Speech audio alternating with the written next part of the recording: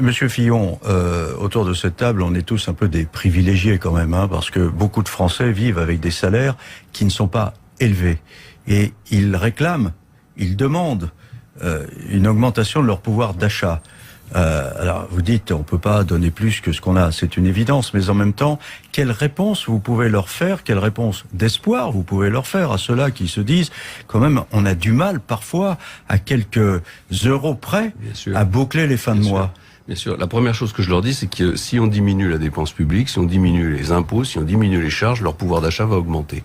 Et d'ailleurs, moi, je propose dans mon programme 10 milliards d'allègement de charges salariales, donc ce qui fait du pouvoir d'achat supplémentaire pour les Français, et d'augmentation de la politique familiale, de manière à aider les familles et les salariés, c'est-à-dire la classe moyenne, les gens qui ont été le plus frappés sans doute par la dégradation de la situation économique. Je trouve que c'est plus efficace que de baisser l'impôt sur le revenu.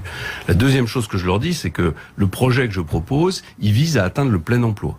C'est-à-dire à faire ce qu'ont fait les Allemands, les Anglais, les Suédois, les Finlandais, etc. Est-ce qu'ils peuvent y croire? Parce que quand même, le plein emploi, on Olivier Mazol, leur dit depuis plusieurs années, ça y est, on va le rétablir. Pourquoi est-ce que nos voisins y arriveraient et pas nous?